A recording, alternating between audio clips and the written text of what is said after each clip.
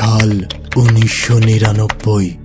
আমার মামা ও তার দুই বন্ধু রফিক ও নাজমুল একসাথে সিলেটের জাফলং বেড়াতে গিয়েছিল।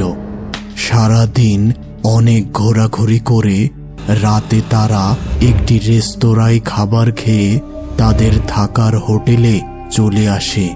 সকলে ভীষণ ক্লান্ত থাকায় হোটেল রুমে এসেই ঘুমিয়ে পড়ল। গভীর রাতে মামার ঘুম ভেঙে যায় এবং ভীষণ পানি পিপাসা পায়। তিনি এবার বিছানা থেকে উঠে পাশের ঘরে গেলেন পানির উদ্দেশ্যে। পানি পান শেষে তিনি লক্ষ্য করলেন তার পিছনে কেউ যেন এসে দাঁড়িয়েছে এবং তার ছায়া পাশের দেওয়ালে বোঝা যাচ্ছিল। তিনি ভাবলেন তার বন্ধুদের মধ্যে কেউ হবে। এবার দ্রুত পিছন ফিরলেন, কিন্তু একই কোথায় কে? সামনে কেউ নেই, আর সেই দেওয়ালের ছায়াও অদৃশ্য। ভীষণ ভয় পেলেন মামা। দ্রুত তিনি বিছানায় যেয়ে শুয়ে পড়লেন এবং কখন যেন ঘুমিয়ে গেলেন। পরের দিন সকালে মামা তার দুই বন্ধুকে গত রাতের অদ্ভুত ব্যাপারটা জানালো, কিন্তু তারা দুইজন একেবারে ব্যাপারটা হেসে উড়িয়ে দিল। তারা কিছুতেই এই ব্যাপারটা বিশ্বাস করল না। ওই দিনও তারা অনেক ঘোরাঘুরি করল, কিন্তু সারাটা সময় মামা রাতের ওই ভুতুড়ে ব্যাপার নিয়ে চিন্তা করছিল।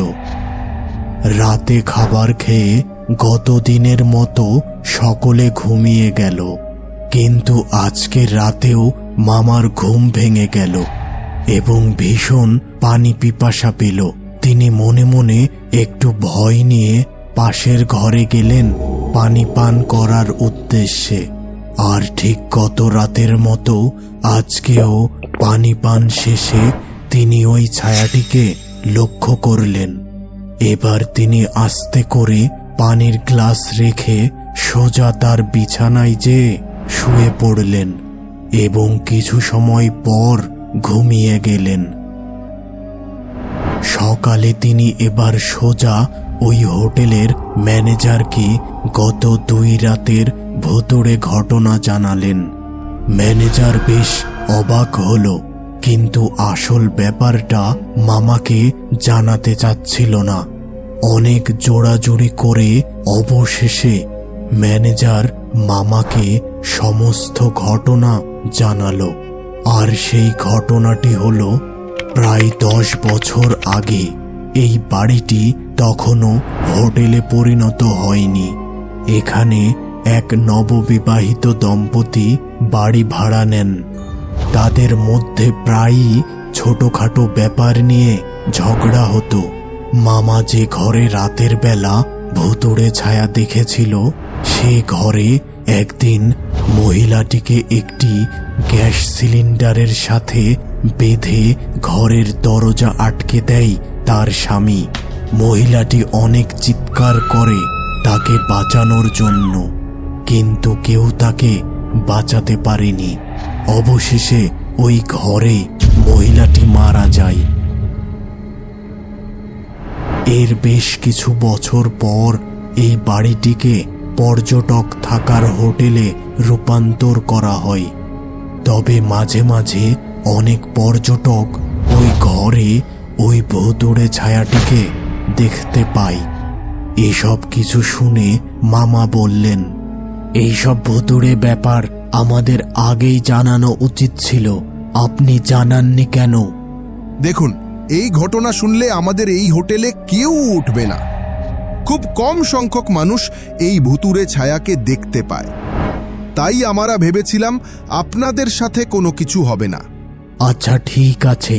এখন আপনি আমাকে বলুন, আশেপাশে কোনো নামকরা মসজিদ আছে কি? হ্যাঁ, আছে তো। ও আচ্ছা, তাহলে আপনি আমাকে ওইখানে নিয়ে চলুন।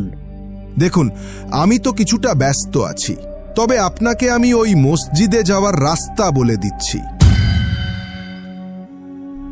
এবার মামা ম্যানেজারের কথা মতো মসজিদের উদ্দেশ্যে হাঁটা শুরু করেন।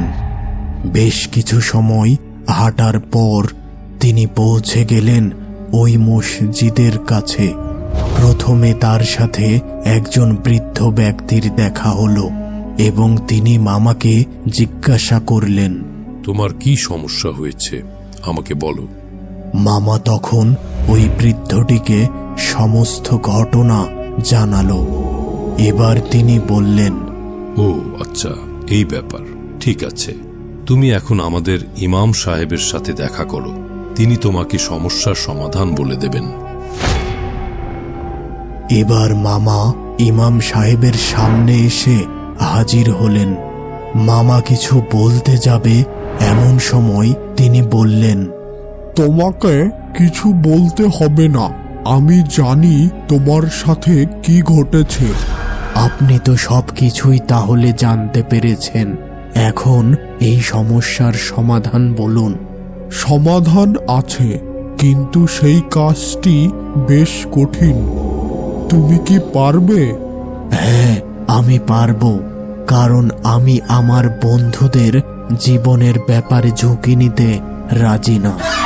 ঠিক আছে, প্রথমে তুমি হোটেলে যে ঘরে আছো তার পাশের একটি তালাবদ্ধ ঘরে প্রবেশ করে বিছানার নিচের মাটি খুঁড়ে একটি মহিলার কঙ্কাল সংগ্রহ করবে। এরপর ওই কঙ্কালটিকে গোসল করিয়ে জানাজা পড়াবে এবং এরপর দাফন কাফন শেষ করে কোনো এক এতিমখানায় ওই মহিলার চাল্লিশা খাওয়াবে। এতে করে ওই মহিলার আত্মাটি মুক্তি পাবে। এরপর মামা হোটেলে ফিরে এসে তার বন্ধুদের ও হোটেল ম্যানেজারের সাহায্যে ইমাম সাহেবের কথা মতো কাজগুলো সম্পূর্ণ করল। আর ওই রাতে মামা ওই মহিলাটিকে স্বপ্নে দেখলেন। তোমাকে অসংখ্য ধন্যবাদ আমার আত্মাকে মুক্তি দেওয়ার জন্য। আমি তোমার প্রতি চিরকৃতজ্ঞ থাকব।